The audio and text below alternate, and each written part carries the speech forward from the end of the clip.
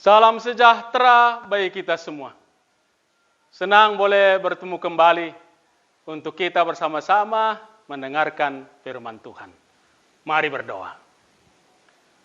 Terima kasih Tuhan, kami rindu mendengar firman-Mu. Berbicaralah, kami telah sedia mendengar dalam Yesus Kristus. Amin. Hari ini kita membaca firman Tuhan yang tertulis dalam Matius pasal 23 ayat yang ke-27 sampai 28 firman Tuhan.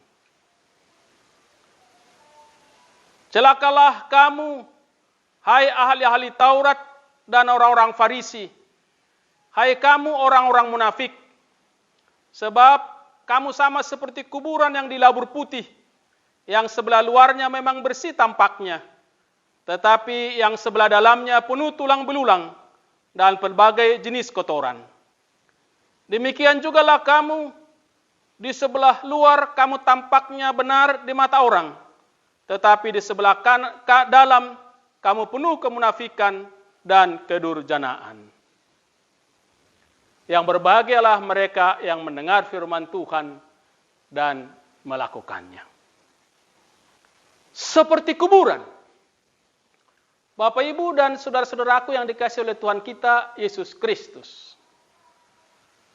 Dulu waktu saya kecil, saya takut bila berjalan melewati kuburan.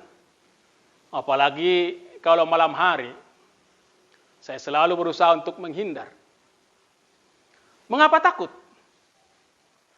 Karena membayangkan ada setan-setan atau hantu-hantu di sana. Walaupun saya nggak tahu yang mana setan, yang mana hantu itu. Memang saya tahu ada orang yang dimakamkan, dikubur di sana. Seram. Membayangkan ada orang dengan kapas di hidungnya yang dimakamkan pada waktu itu. Menakutkan itu. Sering juga kuburan tidak terurus. Tidak terurus dengan baik. Menimbulkan semakin seramnya keadaan di sana. Menakutkan di sana. Tetapi ada banyak sekali kuburan tidak menyeramkan lagi. Karena dibersihkan. Malah jadi indah. Seperti taman. Taman pemakaman orang Kristen. Itu namanya.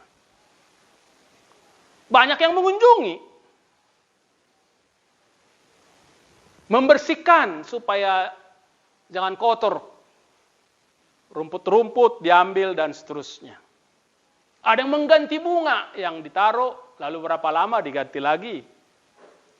Malahan pemakaman, pekuburan itu jadi tempat duduk-duduk. Tempat-tempat santai. Tidak menyeramkan lagi. Malahan bisa disebut tempat menyenangkan. Malah ada juga yang sangat luar biasa. San Diego Hill.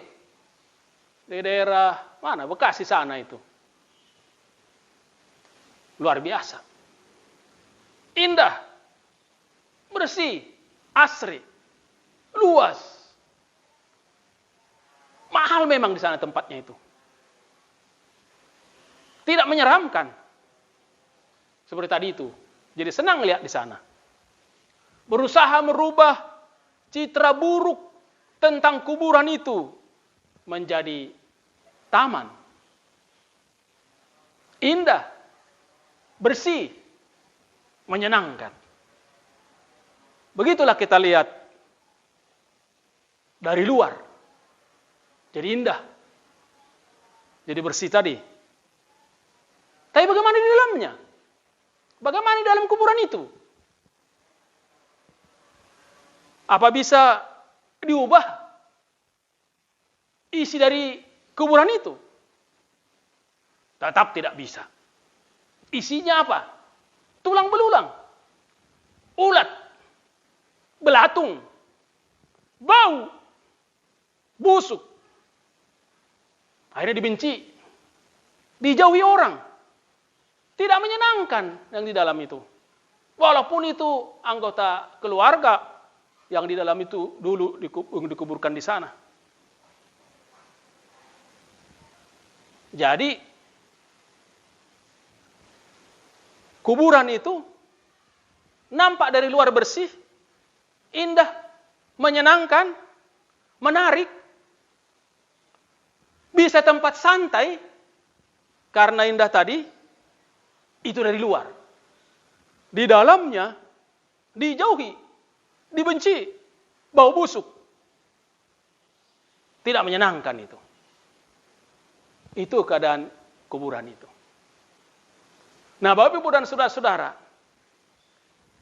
Yesus dalam bacaan Alkitab kita tadi mengecam ahli-ahli Taurat dan orang-orang Farisi sebagai orang-orang munafik.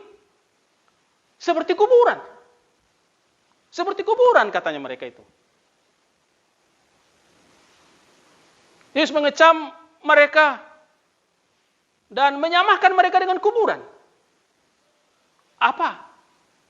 Luarnya indah. Luarnya bagus. Luarnya menarik. Sopan. Ramah. Pakaiannya memang bagus. Nampak benar. Mengagumkan. Seperti dapat dipercaya mereka itu. Tetapi ternyata di dalamnya sebenarnya mereka berbohong. Mereka itu berbohong. Mereka itu munafik. Tidak melakukan apa yang diucapkan, apa yang diajarkan. Mulut mereka manis, tetapi hatinya jahat. Seolah-olah memikirkan keselamatan orang lain, kepentingan orang lain, kesenangan orang lain. Ternyata melakukan sesuatu demi kepentingannya, demi keuntungannya. Itu penilaian dari Yesus. Lalu dari mana Yesus tahu itu? Dari mana Yesus tahu itu? Siapa yang tahu dalam hati? Tuhan tahu segala-galanya. Tuhan tahu segala-galanya. Tidak bisa kita berbohong. Tidak bisa kita berdusta. Tidak bisa kita berpura-pura. Tuhan tahu segala-galanya. Dan memang benar bahwa ahli-ahli Taurat dan orang Farisi itu munafik. Nampak manis. Nampak seperti dapat dipercaya. Tujuannya untuk kesenangan. Untuk kepentingan dari mereka. Apa yang dilakukan untuk kepentingannya, bukan kepentingan orang lain. Malah, apa yang terjadi? Yang lemah, seperti janda-janda, dimanfaatkan untuk kepentingannya. Yang lemah, dimanfaatkan untuk kepentingannya. Ditipu. Dikorbankan. Itu yang terjadi. Nah, saudara-saudara, berdasarkan firman yang kita baca ini, mari kita periksa diri kita. Introspeksi kita periksa diri kita. Jangan-jangan kita hidup seperti di kuburan. Seperti kuburan tadi itu. Tidak tulus kita ini. Pura-pura baik kita ini. Ternyata kita penipu. Pura-pura manis kita ini. Tapi tujuan kita untuk menjatuhkan. Pura-pura baik kita ngomongnya di depan.